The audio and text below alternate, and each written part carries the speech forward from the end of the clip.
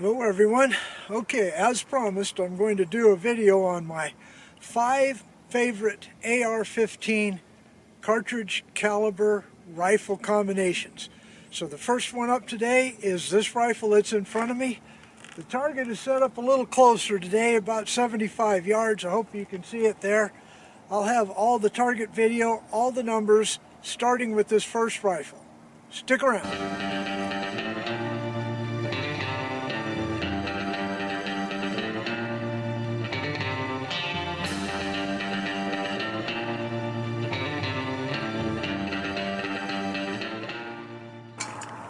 Okay, I'm out for the next time of actually working up loads for my 6.8 SPC II, shooting 120 grain Hornady SST bullet. Now, any of the SPC II people will automatically know that because of the configurations of the magazine, the chamber, the barrel, that you can load to higher pressure tolerances, and therefore you're basically wildcatting more so than what is listed in the manuals, because the manuals have only the 6.8 SPC at all, which is SAAMI approved. The SPC II chambers are not SAAMI approved. So that's what I'm out here testing today. 120 grain is what I'm testing in 2 different powders. AA-2200 and AA-2230. The target is set up at only about 75 yards today, so let's go ahead and get to shooting. Okay, the first powder up is Accurate 2200, which is the preferred powder of many in the 6.8 forums. I'm only going to go by the loads that are listed for the 6.8 SPC, not above and beyond that, because I'm just working up loads. The objective is to get over 2,600 feet per second with this 120 grain SST bullet. Okay, let's go ahead and give her a shot. Eyes on, ears in, all safety precautions taking place. Get my parallax correct.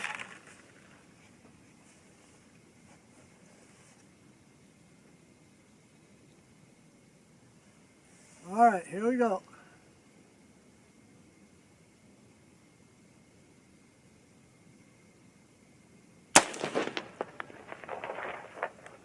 .25-37.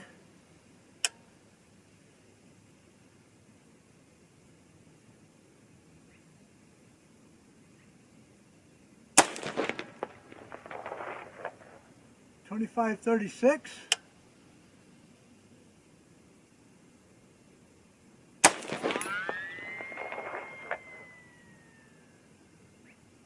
.25-18.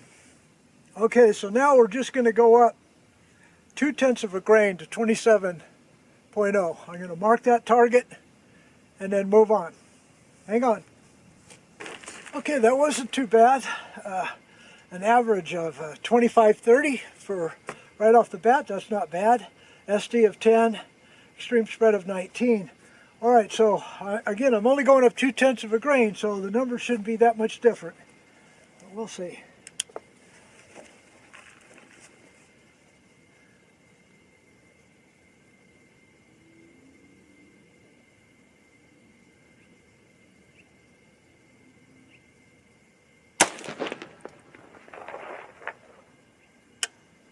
.25-31.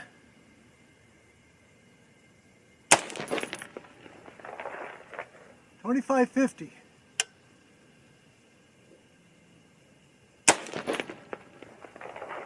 .25-45. Okay, so I'll record this data, we'll do the last 3, and then we'll move on, okay? Okay, here's the last 3 of the AA-2200.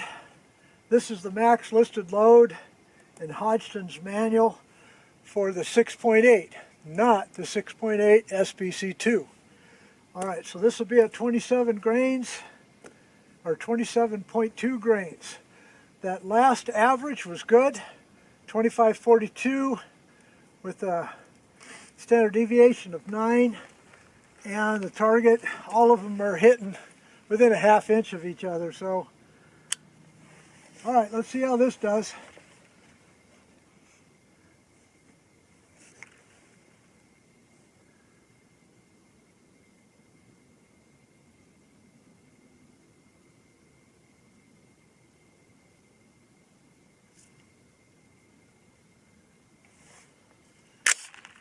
Works better if you load. Okay, here we go.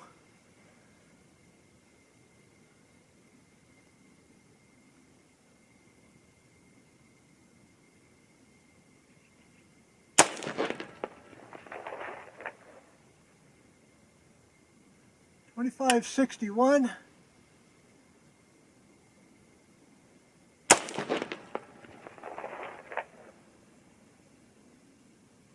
.2533.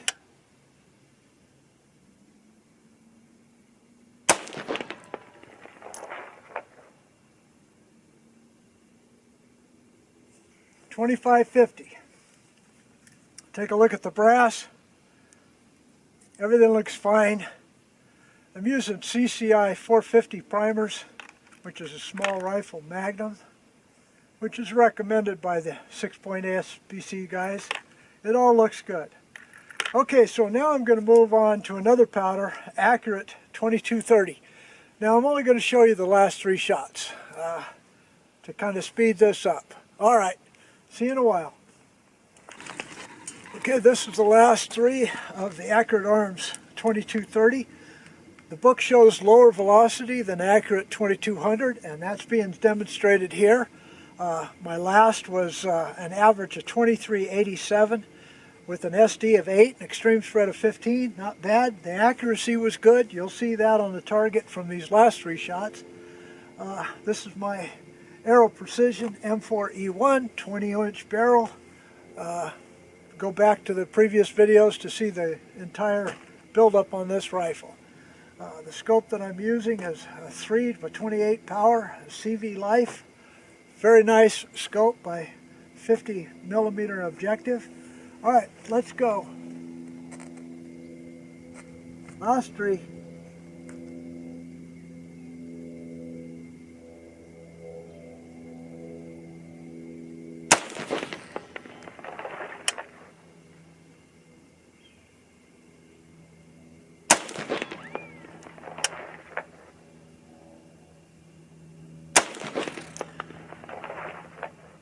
Seems to be a real nice cluster though. That's an average of 2400 even. Standard deviation 13, extreme spread 25. Okay, well, let's gather up the targets, wrap this up, get back to the barn. Let's go over the numbers.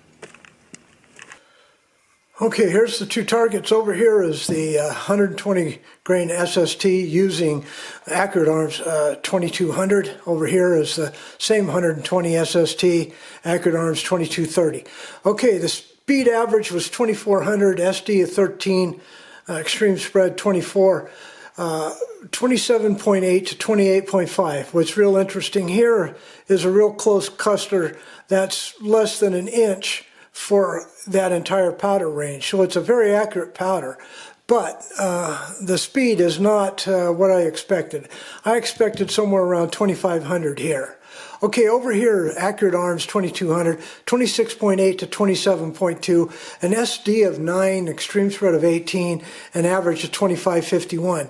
That's about 50 feet per second below what I expected. But I only have a 20-inch barrel, so that may be the reason why I'm a little bit slow. But no matter what, look forward to the next load development coming up for this rifle, because it is very accurate. Aha, caught you leaving early. So a little bit of a bonus here. That previous video was on the 6.5 Grendel. This video is on the 6.8 SPC. I've got some interesting charge comparisons that's based upon my actual data, not something just made up. So here we go. Here's the charts. Okay, let's take a look at the ballistics calculator. Over here is the 6.8 SPC II with 120 grain Hornady SST with a ballistic coefficient of 400, traveling at a velocity of 2,560 out of a 20-inch barrel. Okay, so where does it drop below 1,000 foot-pounds of energy? Right at between 300 and 350 yards. At 300 yards, a 17-inch drop.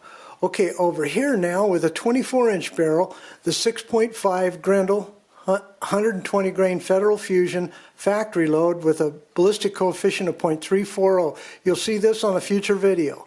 Alright, where does it drop below 1,000 foot-pounds? Somewhere between 250 and 300. So it's 386 and at 350, 884.